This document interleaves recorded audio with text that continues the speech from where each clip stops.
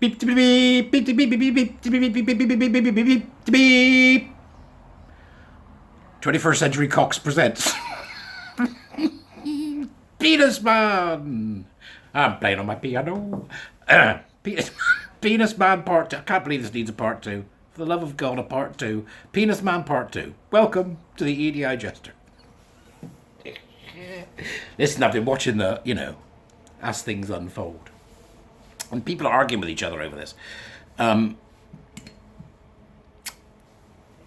Let's do some imagining. Play along. Imagine that I decided to put together a performance that I was going to go and do at Friday night. Livid, whatever it's called, right? Okay, and I decided that I was going to do a performance in which I would sing a silly song. Right? About being an old fat gay man. Okay. I'm old, I'm fat, I'm gay. I haven't seen my penis. I can't see me.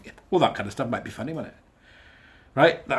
I'm joking about myself, and I'm the object of the joke and the brunt of what's meant to be funny. And then at the end of that performance, I would stand up after saying, and you have to agree, because once you see, my penis is no longer visible to me. And then I would stand up and run on stage. And using stage hands with some fishing wire and a couple of hooks, my voluminous clothing would be ripped off. And there I'd be in all my bumptiousness, so that I could prove the point that I can't see my dick. As well as proving, of course, that I am in fact the human embodiment of the capital letter Q. So, you might laugh at that. Because the butt of the joke is me. The butt of the joke is me, isn't it? It's you. It's me taking fun out, picking fun at myself for the ridiculousness of my own humanity. Right? I'd be doing the same thing. Because I'd have some moves that I'd jiggle about, and me Willie would be trying to move. Right? Dinkly dangly. Right? Well, not many of you would have a problem with that. So maybe you do. Maybe you do. But if people were forewarned, forearmed, don't touch him, right, forearmed, okay, right, then it might not be that much of a problem. So why is the other guy? What makes you so upset about the other guy then? Big difference, right? Big difference. What that guy did was what is known as queer performativity. We've seen this before at Manchester Pride, right?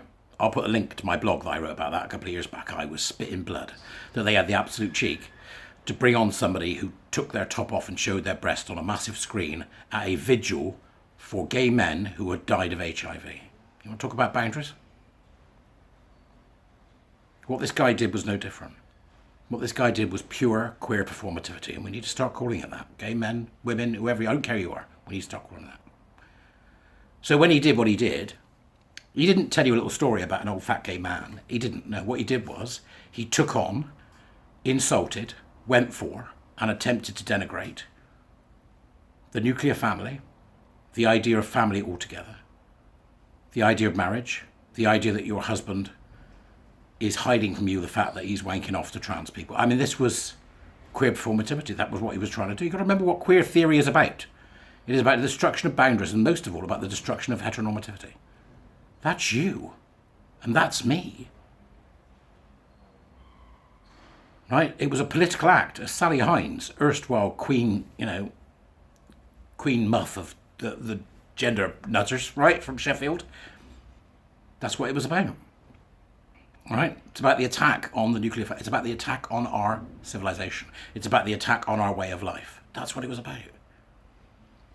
That's why the words were important. That's why so many people pointed out that the words were important. And then when he got off and off came the clothing, and you had these synthetic moobs that had been sort of expanded. I don't know, what do they put in there? Something that size, I don't know. Grapefruits, right? So it's citrus tits, right? Citrus tits. Right?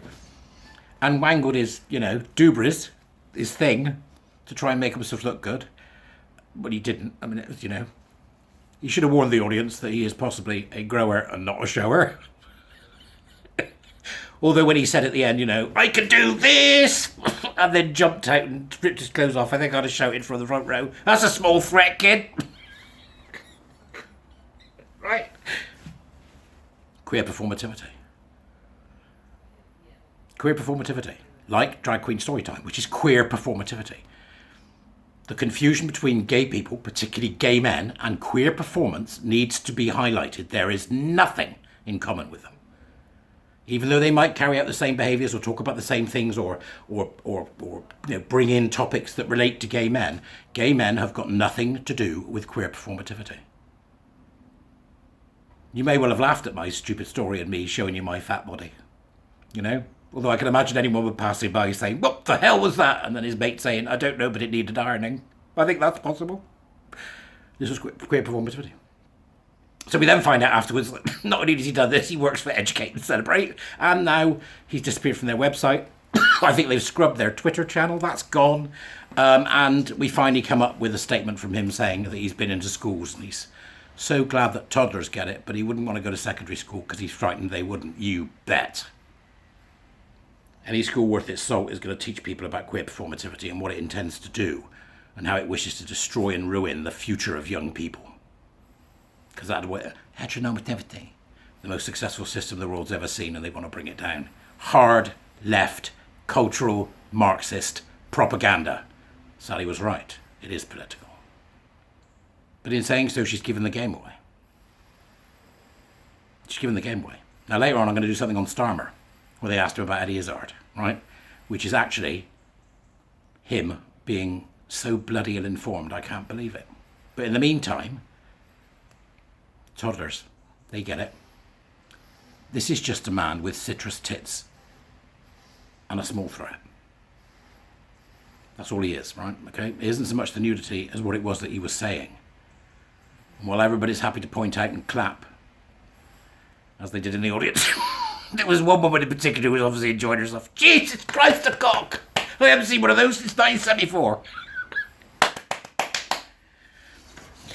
I presume that her memory is shorten things. Right, so, but, look, seriously. Queer performativity. Start using the term, because that's what it is. And you look for queer performance everywhere. There's a really interesting picture that was put up by Penny Mordaunt today. Have a look at the colours. It's queer performativity. It's like they can't help themselves. They have to get it in there, like the cult, we'll have it in there. And, we'll get these folk. Don't worry, right? I know it all seems a bit dark. We've had some good news from the NHS and stuff, but don't worry. We're moving in the right direction. More about the warrior teachers later, and now I'm going to do something about Starmer. So I'll put that up later as well for you to have a look at, because his interview on LBC this morning was brilliant. Listen, join Patreon, warrior teacher. Send me some bloody money. I want to do this full time, and right now I can't. Yeah, to become a warrior teacher, go on Patreon, buy me a drink, the usual stuff. Links down below, okay? I'll be back with a full news update shortly, and until then, just remember, he's just like the shotter tosser, a wanker with an axe to grind. See you later, folks.